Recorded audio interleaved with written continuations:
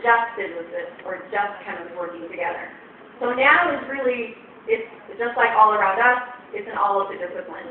If you're interested in pursuing nanotechnology as an education or career path, my strongest recommendation would be to get a degree in a fundamental science or engineering field like chemistry, material science, physics, something, biology, and then start taking specific courses or doing research or talking with people later who do nanotechnology research related to your specific area.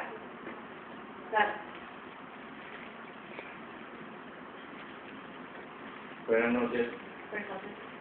Mira, a ver, en cuanto a la medicina, aparte de las malformaciones tumorales, la nanotecnología se podría encargar de ir a malformaciones específicas en el cuerpo humano, como reconstruir un ojo humano que tiene una catarata o alguna malformación, o llegar a reconstruir un brazo que tiene una cicatrización de tercer grado, o aparte de los tumores, llegar mucho más profundo a fuera del cuerpo humano. Okay, I think I understand the question. The question is, where would nanomedicine be, or where is it besides just tumor treatment? Is it other places, and can it help us deal with other medical questions and issues and problems? Okay. That's a very, very good question. Nanotechnology is doing a lot besides just tumor treatment. I focused on cancer and tumor treatment tonight, but then we're also hoping it can help with diabetes. We're hoping that it can help with, as you talked about, tissue growth and tissue regeneration. One of the areas that there's research going related to nanotechnology is exactly that. So we're always very concerned when people have implants of some kind if the body doesn't reject it. And based upon how nanotechnology can help so that the body wouldn't reject it, it can also help us grow tissues outside of the body. And by thinking and grow cells, like stem cells, and control how they grow, and other kinds of cells. By changing the surface that a cell grows on, the cell will grow in a different way. And it doesn't have to be big changes in that surface. It can just be nanoscale. So little tiny roots can direct the cells to grow in a specific way. And so if you want cells to grow into something specific, or to keep them alive for longer or something, nanosurfaces and nanotechnology can help with that.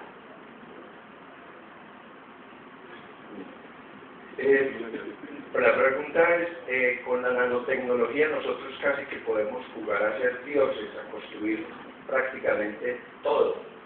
Pero hay un pequeño problema, entiendo yo, que todavía no sabemos el comportamiento a ese nivel de las cosas como es. O sea que falta mucha ciencia por hacer. Muchos años será necesario hacer ciencia hasta que podamos empezar a hacer las grandes maravillas que promete la nanociencia. ¿Cuántos años vamos a tener que esperar?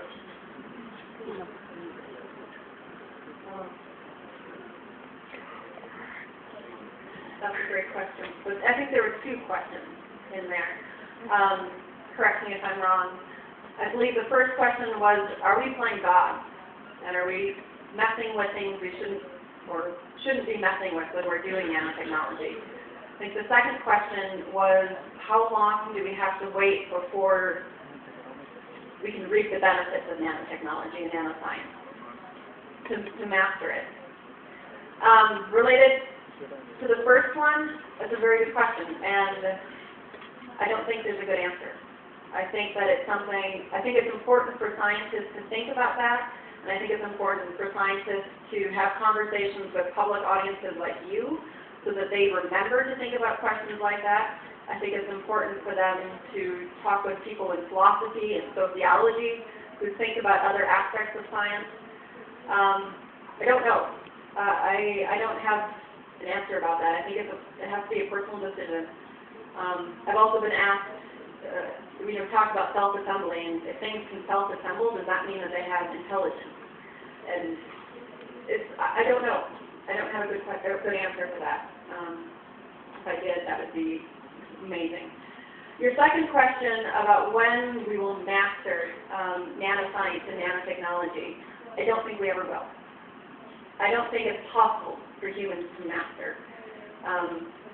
I don't believe that we will ever know everything about nature and the world around us. And, I think it's always changing.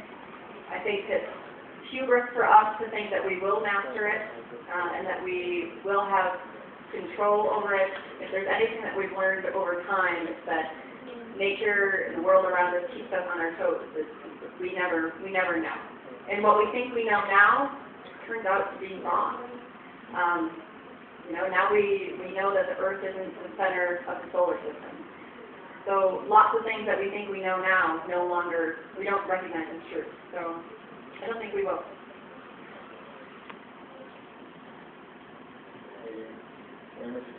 La pregunta es hasta qué punto la nanotecnología ayudaría como para el problema ambiental, sabiendo que un LED de luz consume mucho más voltaje que un poco normal, pero también podría iluminar hasta ciertos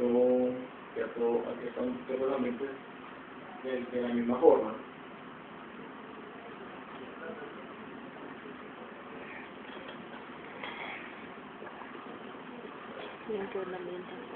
So the question was about where nanotechnology can help us related to the environment. I talked about LEDs and how they can help us save energy, but there are lots of other ways and possibilities where nanotechnology can help us with the environment. A lot of those, I think, well, one of the main areas I think is in fuel conservation and helping us become more efficient at using renewable resources. Right now, solar cells work, but they're not extremely efficient and they're fairly expensive. There's hope that nanotechnology could help to make solar cells cheaper and higher efficiency, so that those of us mere mortals could have them at our house and make them more commonplace.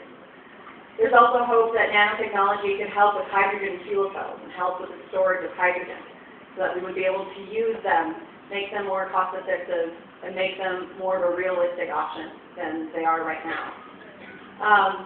There's some discussion about if nanoparticles could help clean toxins, clean up waste, like oil spills and things like that.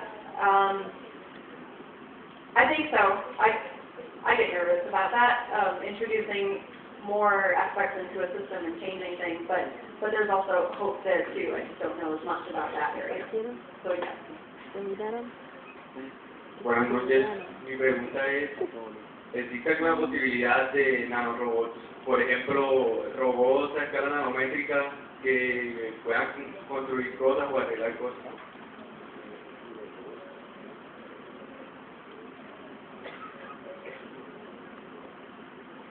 That's a great question too. The question of could we have nanorobots or nanobots? And maybe they could help us put things together, and they could be more efficient at putting things together because they would be small. My answer to that right now is no. But as I was talking at the end, a lot of what seems like science fiction turns out to be real. So it's hard to know. Realistically, there are some problems with just thinking about robots at the nanoscale. So when things get small, things get different. One of the things that changes is that forces that aren't as important in our world become much more important and become dominant at the nanoscale. So in our world, gravity, super important, right? Friction, moderately, pain, but not as important as gravity. At the nano world, it's the opposite. Gravity, not as important. Friction, extremely important.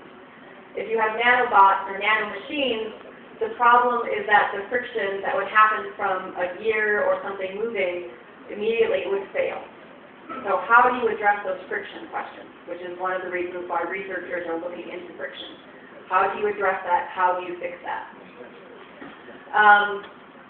So I don't know. There's some very real issues to creating nanobots to do things.